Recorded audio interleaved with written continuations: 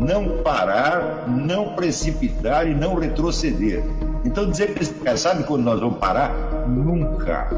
Nunca na sua porca vida. Né?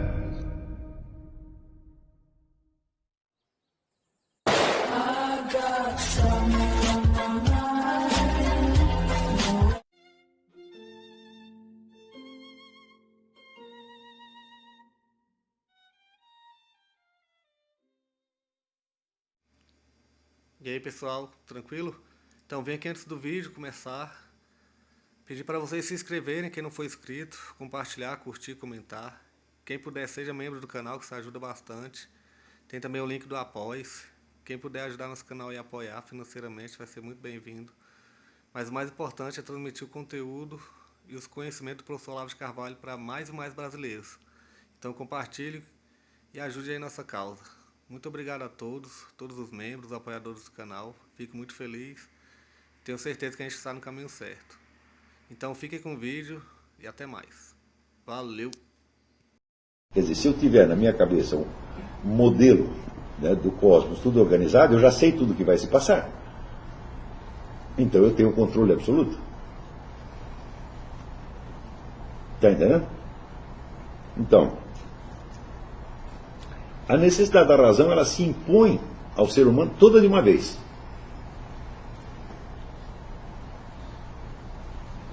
E, à medida que o indivíduo vai unificando a sua experiência, ele vai subindo, vai galgando patamares de organização.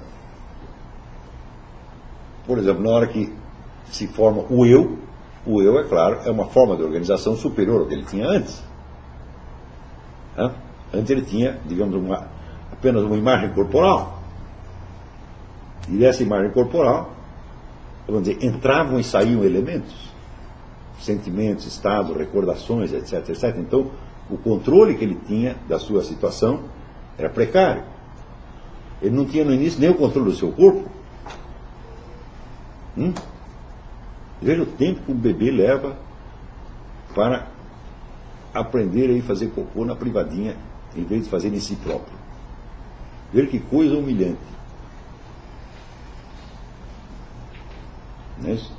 E depois que ele aprendeu, às vezes falha. Aprender a não fazer pipi na cama. Eu lembro que um dos meus filhos, ele acordava de noite e falava: pô, mas eu estava no banheiro, pô. Estava sonhando. Falhou.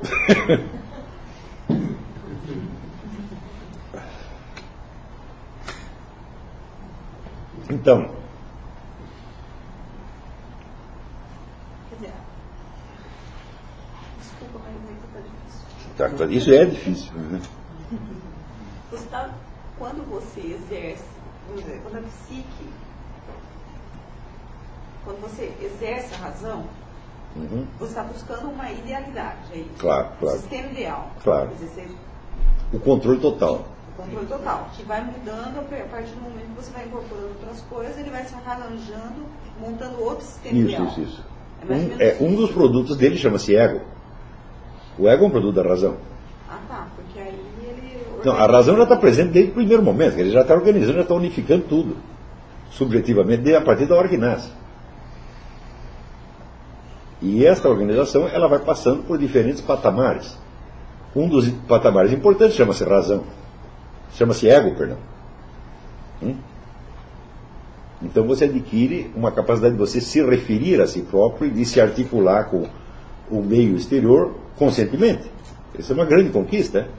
Assim como o domínio sobre o corpo é uma grande conquista. Está entendendo? Depois, mais tarde, o domínio da linguagem. Quando você aprende, vamos dizer, a manipular aquelas várias claves e sabe que usando aquilo, você pode produzir efeitos conscientes. Né? Por que adolescente gosta tanto de discutir? Por causa disso. Ele acabou de descobrir esse instrumento chamado linguagem, e ele força para que aquilo dê rendimento total. Ou seja, lhe dê a totalidade do poder que ele quer. Está entendendo? Então, a razão é o instrumento, vamos dizer, da ampliação do nosso poder. Não é isso? Mas nós sabemos que esse poder é precário. Tá certo? Porém, se nós nos conformássemos desde o início com uma organização parcial, nós estaríamos completamente desorientados. Porque qual parte que você vai escolher? Até para escolher as partes, você precisa partir da ideia de uma organização total, de uma ambição de organização total. Então, esta ambição está presente desde o início. Porém, os instrumentos para o funcionamento da atividade racional só serão fornecidos ao indivíduo gradativamente.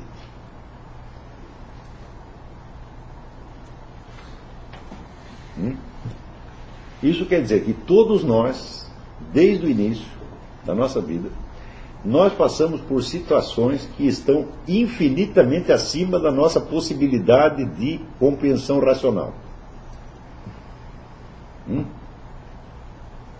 Ora, os animais também passam por isso. Por exemplo, você comprou um cachorro, botou ele dentro do engradado e mandou para outro estado. Ele entende alguma coisa disso? Ele não entende nada. Quer dizer, o que raio está acontecendo comigo? Né? Ele não está entendendo nada, mas ele não sente falta de entender. Por quê? Porque ele não tem esse princípio de organização subjetiva. Está entendendo? Ele não tem a razão, ou seja, ele não tem a ambição da organização subjetiva total. Nós temos. E é por isso que quando não entendemos as situações, ficamos desesperados. Então é o seguinte, a razão como necessidade, como pressão que atua sobre a psique já está presente desde o início. As situações da vida que exigem ou requerem uma compreensão racional, uma apreensão racional, também estão presentes desde o início. Mas os instrumentos para o uso da razão só são fornecidos progressivamente. Por exemplo, eu aqui estou lhes fornecendo alguns instrumentos que vocês não tinham antes. Quanto tempo vocês viveram antes de chegar a isso? Então, tem alguns fenômenos da sua vida que, à luz do que eu estou explicando, se tornam integráveis, mas antes não eram. Isso para você ver como a conquista dos instrumentos do pensamento racional é lenta e progressiva e altamente problemática. Diga. O trauma da emergência da razão então é progressivo. Não. Ele vem toda uma vez. A primeira vez que você passa uma situação que está acima da compreensão da sua razão, você tem a necessidade de compreender aquilo. Por quê? Porque você é um ser racional. Mas você não tem os instrumentos racionais para aquilo. É uma espécie de tentativa de manutenção da unidade própria. E essa unidade ela tem que se manter proporcionada. Claro, Agora, se você não tivesse a razão, você não sentiria essa necessidade. Você se adaptaria ao desconhecido simplesmente esquecendo, ou não percebendo, como o animal faz. Está compreendendo? Posso dizer que a partir da formação do ego, essa razão ela começa a ter mais trabalho? Não sei. Não, o ego é só uma das etapas, vamos dizer, um dos patamares que a razão atravessa. O domínio da linguagem é outro, o domínio das relações sociais é outro, e assim por diante, o domínio da cultura é outro, e assim por diante. Nunca para. Por quê? Eu disse, a razão não é realizável. Você se aproxima dela, mas você nunca a tem. Você precisa dela desde o início, mas você nunca a tem. E é por isso que eu digo que a presença da razão no ser humano é um elemento traumático. E é o mais traumático de tudo. Se você pegar, traumas emocionais, sexuais, tudo primeiro, tudo é fichinha perto disso. E segundo, se não existisse isso, as outras coisas não seriam traumáticas. A não ser que fosse um abalo físico extraordinário, quer dizer, sei lá, te jogaram do 15º andar, por exemplo.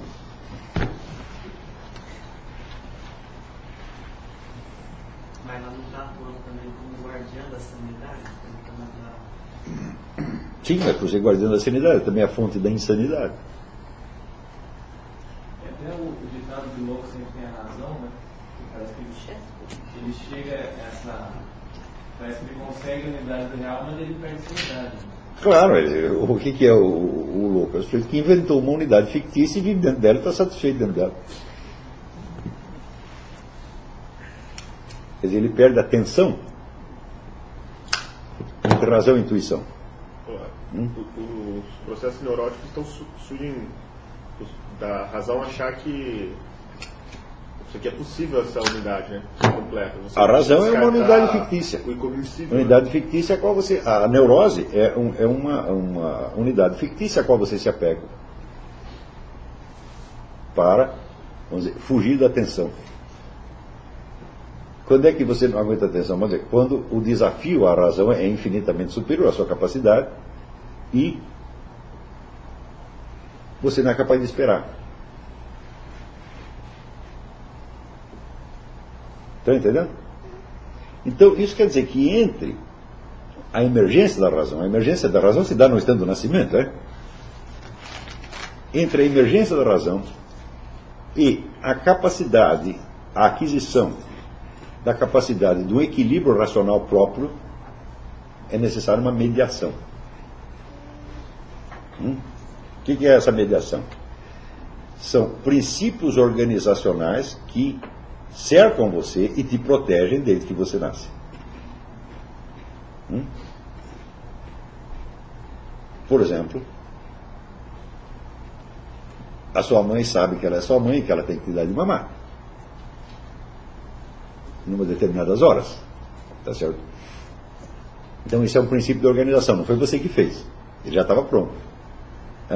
Se faltasse isso, você poderia, pelos poderes da sua própria razão, resolver o problema? Não. Então, quer dizer, ali você tem uma necessidade que só pode ser atendida por meios racionais. Precisa de uma organização externa, da sua alimentação, sua proteção, etc, etc. Tudo isso você precisa. Nada disso foi feito, assim, como é que se diz, por mera espontaneidade. Tudo isso foi planejado, criado, está entendendo?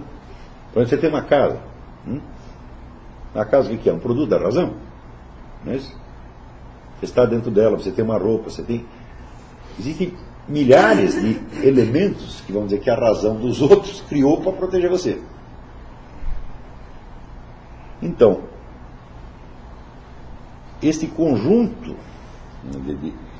esse círculo de proteção criado pela razão alheia em torno de você, é o mediador entre o instante que você nasce e o instante em que você é capaz de se defender com seus próprios meios racionais. Isso passa muito tempo, é tremendamente complicado. Você vê a diferença que tem entre isso e os animais. Por exemplo, a leoa tem um leãozinho, né? Ela só precisa fazer exatamente aquilo que a mãe dela fez, que a avó dela fez. É aquela mesma rotina de sempre. Quer dizer, ela não precisa criar nada deliberadamente, racionalmente, para proteger os leõezinhos.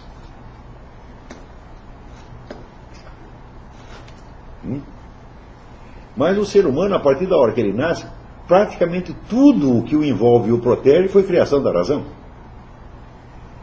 E não da razão dele, né? Então, isso quer dizer que este conjunto de elementos racionais, esse sistema de proteção que tem em volta dele, é um dos elementos com que ele vai precisar contar para estruturar a sua própria razão. Não é isso? E este conjunto de elementos protetivos se condensa simbolicamente na figura do pai. Ou se não tiver pai, tem a mãe. Não predominantemente a mãe. Por quê?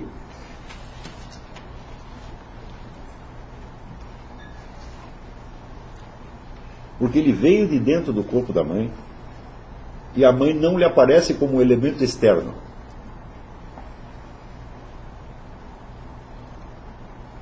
Ela só vai ser um elemento externo depois.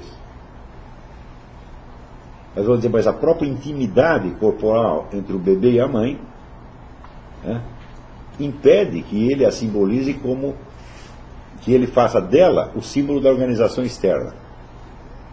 De certo modo ela é ele próprio, né? Mas sempre tem um terceiro elemento, uma outra pessoa qualquer. Tá certo? E a pessoa que aparece para esse indivíduo como uma fonte da organização externa passa a ser para ela o símbolo da razão. Está compreendendo? Apoiando-se nesses, ele se apoia nesse símbolo temporariamente para ele poder conquistar, vamos dizer, o domínio da sua própria razão e, portanto, o princípio de organização da sua própria vida.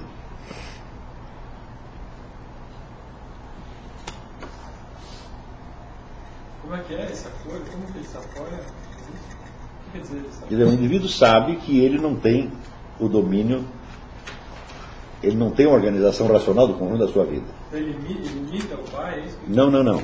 Ele sabe que ele está dentro de um conjunto racionalmente organizado que o protege. E a pessoa que lhe parece a fonte dessa organização torna-se para ele o símbolo da própria ordem. Está entendendo?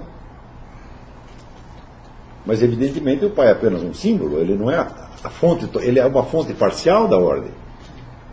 O pai se apoia em outras coisas, que se apoia em outras coisas, mas o cara não sabe. Quer dizer que para além do pai não tem mais nada. Então o pai fica sendo o símbolo da ordem, temporariamente.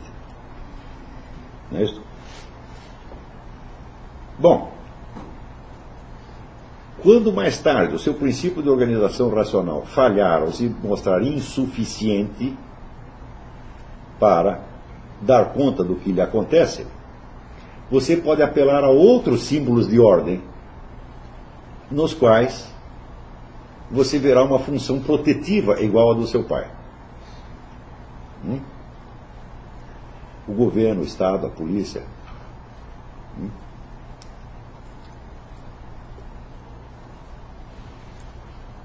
Está entendendo? Um líder. Todas essas coisas, elas existem de fato. O governo, por exemplo, o governante, ele é uma fonte de ordem.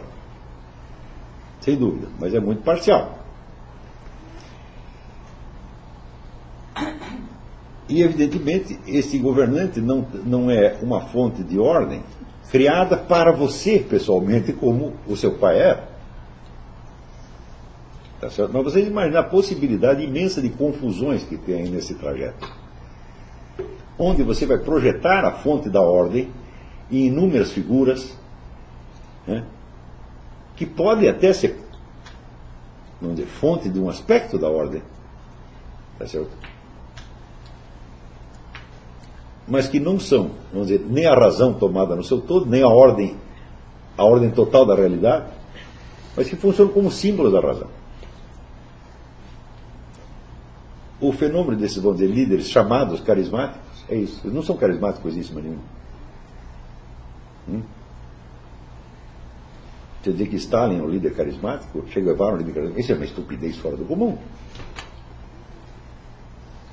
Né? Esse é o carisma projetado de fora. Né? O líder carismático é o sujeito que faz coisas extraordinárias. Então você vê, ele tem um carisma, ele tem um dom. Se ele não fez nada, mas apenas as pessoas estão achando que fez, então não é um líder carismático. Obama não é um líder carismático. Lula não é um líder carismático. O que fizeram demais? Nada.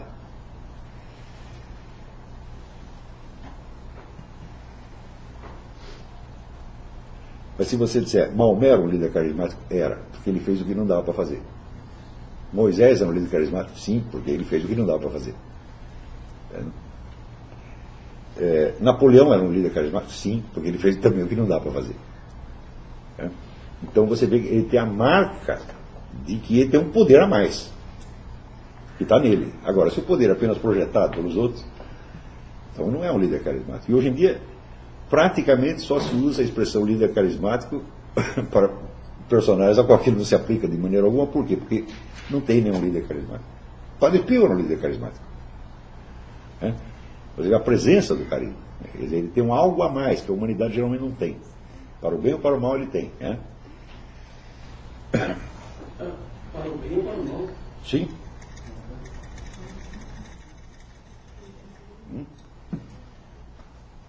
Ele precisa ter uma qualidade a mais. Napoleão tinha uma qualidade a mais.